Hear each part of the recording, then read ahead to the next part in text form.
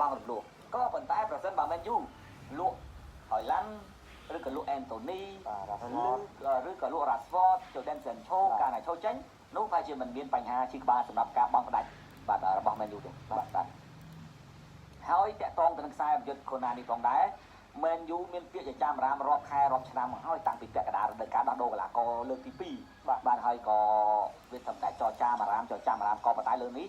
Fabrizio គាត់ជាគាត់តាមដែរបាទគាត់តាមដែរអញ្ចឹងគាត់ព្យាយាមបដិញ្ញគាត់ថា here we go soon short លីអីណាដល់វែងឆ្ងាយមកគាត់គាត់តែភ័យខ្លាចអត់ទាន់ដឹងអីផង here we go បាត់ហើយណាតែនេះចង់មកបាច់ជើង here we go ទៅចុចមើលទៅនៅទេគាត់ថាភាគរយច្រើនវាដឹងតែមកហើយបាទតែអ្វីគ្រប់យ៉ាងគឺរងចាំថាតើពិតជាកុងត្រារវាងមែនយូនិងកូណាខ្សែយុទ្ធរបស់វ៉ូលហ្នឹងរហូតដល់កុងត្រា2030ឬក៏យ៉ាងណាយើងនឹងរងចាំការបញ្ជាក់ភាសាទៀតយប់នេះបងនិយាយវីកូអត់ទេបងអត់ទេដោយសារចេះដោយសារគាត់បាននិយាយថាខូនញ៉ាហ្នឹងគឺយ៉ាសាយ៉ាមួយហ្នឹងហើយដោយសារប្រកាសហាត់កើតទេដោយសារគាត់បិទទ្វារចូលដល់ថ្ងៃគេបើកប្រកាសបានបាទដល់យើងទិញដូរមុនគេបើកវាតែសំចុះមិនលីវភូទិញក៏អត់ទាន់ហ្នឹងក៏អត់ទាន់ប្រកាសអីដែរមកបាទធ្វើតេស្តសុខភាពជោគជ័យហើយអស់ណាគាត់អត់ទាន់ផុសរូបផុសអីយកហើយផាប់នេះយកផុសអស់តិចហើយជោគជ័យធ្វើតេស្តសុខភាពឲ្យអស់លីងមកខ្ញុំឃើញរៀនផុសរូបហើយសិនណារៀនផុសតែផុសវីដេអូ highlight ហើយអាណុលអត់ទេអាណុលរងចាំថ្ងៃចប់អត់ទៅក្រោយគាត់ចប់មកបាទពីព្រោះផាប់នេះយកក៏បញ្ជាក់ដែរថាអាណុលក៏នឹងប្រកាសនៅទៅក្រោយអញ្ចឹងមែនយូអាចនឹងធ្វើតាមក្បាច់លីវភូដែរគឺធ្វើតេស្តឲ្យចប់ទាំងអស់គាត់ថាវាអត់ទាន់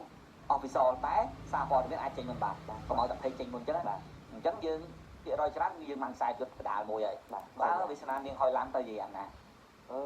សម្រាប់កូនញ៉ានេះមិនមែនយកទៅជន់មួយហុចឡាន់ទេបាទកូនញ៉ានេះយកបើខ្ញុំណាយកទៅចំនួនរ៉ាស្វតទេគាត់លេងខាង training AMF ហ្នឹងគាត់លេងឆ្វេងក៏បាន center ក៏បាន right ក៏បានគាត់លេងបានច្រើនបាទគាត់មិនមែនទៅប្រយុទ្ធចងមុខទេគាត់ប្រយុទ្ធដឹកបាល់ទៅអញ្ចឹងគាត់លេងរ៉ាស្វតអញ្ចឹងរ៉ាស្វតហ្នឹងដាច់ខាតដូចបងនិយាយអញ្ចឹងគឺចាក់ចេញហើយតម្លៃ40លានហ្នឹង40បាទ4045ហ្នឹងលក់តាសាន់ឆូមួយទៀតរួចថ្លៃខូញ៉ាបាទថ្លៃខូញ៉ាមួយបាទអញ្ចឹងដោះស្រាយបានកន្លែងហ្នឹងអញ្ចឹងមិនមែនចំនួនហុចឡែនទេមានន័យថាយកកូរ៉េនៅតែភាគរយច្រើនដែរពីព្រោះយកកូរ៉េដែលជាអតីតកូនចៅរបស់លោកអាមេរិនក៏គាត់បានបើកភ្លើងខៀវចរចាជាមួយនឹងគេហៅថាបើកភ្លើងខៀវឲ្យលោកអាមេរិនដែរបាទបើកភ្លើងខៀវសុំកាត់តិចការសូបងឡើងមុនមិនយើងនិយាយគ្នារឿងអីគេអាមេរិននិយាយថាគាត់ឆ្លាញ់តែក្លឹប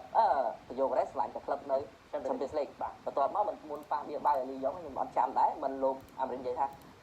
បើអ្នកណាមិនមកក្លឹបយើងក៏ហីទៅព្រោះយើងមិនបាន Champions League ក៏ដោយយើងរកតែកីឡាករណាដែលឆ្លាញ់ក្លឹបហើយក៏ដូច8គាត់មានចាស់តែមិនមកនិយាយដែរបែកដែរអត្ថន័យរបស់គាត់ហ្នឹងគឺសំដៅទៅលើនាងសេនឆូពេលដកជាមួយរ៉ាស្វតទេបាទគាត់មិនទៅសំដៅទៅលើនោះទេបាទឥឡូវមកចូលរឿងដោយសារតែការបើកភ្លើងខៀវរបស់យកកូរ៉េគឺនៅតែមានភាគរយខ្លាំងដដែលបាទគ្រាន់តែយកកូរ៉េប្រកាសលើកពានជួយឲ្យ Sporting លើកពានភ្លាមបាទគឺបាទមិនឲ្យបញ្ហាម៉ៃមែនបាទដាក់ខាងអស់อะไรហ្នឹងយើងពេលបាច់អោនមកគឺលាន់បាទអូខេគាត់ដល់លើកពានភ្លាមមានន័យថាគេយកកូរ៉េគឺចរចាជាមួយមែនយូលក្ខណៈតមាត់បាត់ហើយបាទទោះបីជាក្លឹបប្រកាសដាក់នៅក្នុងតម្លៃជាង60លានផោនក៏ប៉ុន្តែ60លានយូរ៉ូក៏ផោនយូរ៉ូស្មើនឹង55លានផោនបាទទិញមែនយូទិញបាននឹងមួយទៀតល្អប៉ុន្តែកន្លែងនេះខ្ញុំសូមច្រែកចូលបន្តិចច្រែកចូលជ្រៅបាទអត់ជ្រៅហ្មងដោយសាររឿងហ្នឹងវាមិនទាន់មានជាលាយអក្សរណាបាទគេយកកូរ៉េបើយើងមើលមកជ្រុងមើលខាងនេះទៅខាងស្ដាំទៅឃើញថាគាត់ដូចជាពេញចិត្តជាមួយនឹងមែនយូជាមួយនឹង team work មែនយូជាមួយនឹងគ្រូហើយជាពិសេសដូចខូញ៉ាមកនេះគឺតែវិទ្យទាំងគេទាំងយើងគឺទៅលេងក្លឹបណាដែលមានអ្នកបកកាយបោះបាល់ឲ្យដូច Bruno អញ្ចឹងគឺសប្បាយចិត្តហើយបាទប៉ុន្តែខ្ញុំឃើញព័ត៌មានមួយទៀតនេះមែនយូនឹងចង់បាន Liam Delap ដែលជាការចង់បានរបស់លោក Jason Peacock ផ្ទាល់ហើយបានចេញព័ត៌មានហើយថាសុំ